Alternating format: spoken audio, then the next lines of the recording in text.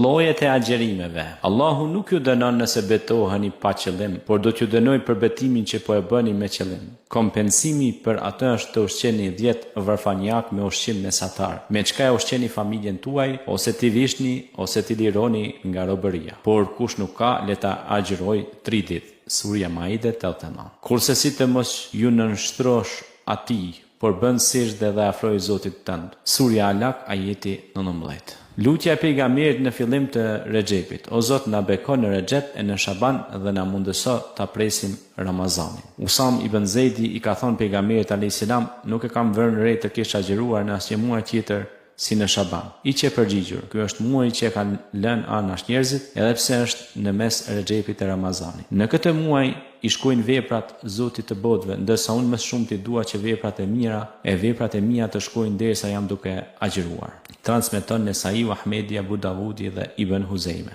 Aisha radiallahu anha ka thënë, po e shoh pejgamberin e Zotit se agjërimi në Shaban e keme të dashur se sa agjërimet e muajve të tjerë. Po, tha, vërtet Allahu në këtë muaj parashef vdekjen e atij që ka për të vdekur në këtë vit. Më pëlqen që xheli im të caktohet sa të jem në gjendje të agjëruesit. Ebu Jala. E kishin pyetur pejgamberin se cili namaz është më i vlefshëm pas farzit, u është përgjigjur: namazin e gjysmën të natës. Pastaj e pyetën: cili është agjërimi më i mirë pas namazit? U përgjigj: muaji i Allahut që e quani Muharram. Transmeton Muslimi, Ahmedi dhe Abu Davudi. Një njeri e kishte pyetur Resulullahin sallallahu alaihi wasallam: o pejgamberi i Allahut, cilin muaj ma urdhëron të agjëroj pas Ramazanit? Muhamedi alayhis salam i kishte thënë: nëse dëshiron të agjërosh pas Ramazanit, atëherë agjëroje Muharramin, ai është muaji i Allahut. Në këtë muaj ka ditë kur Allahu e ka falur popullin dhe në të do t'i falë dhe të tjerët. Transmeton Taberani. Aisha radiallahu anha tregon: pejgamberi ka urdhëruar agjërimin e Yawmul Ashurës, pastaj kur përcaktoi agjërimin e Ramazanit ka thënë: kush dëshiron të agjërojë Yawmul Ashurën,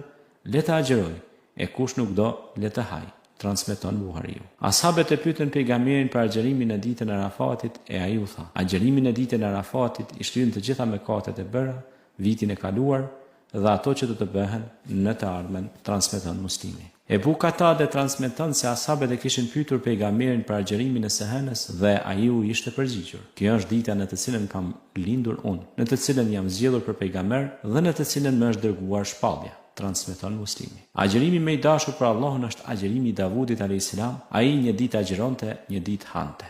Transmeton Buhariu dhe Muslimi. Mos agjëroni të xhuman përveç se po të keni agjëruar edhe ditën para saj ose ditën pas saj. Buhariu dhe Muslimi. Nuk ka agjërim ai që agjeron gjithmonë. Pra këto ishin disa nga llojet e agjerimit të preferuara që na mësonte i dërguari ynë Muhammed sallallahu ta'ala alaihi wasallam.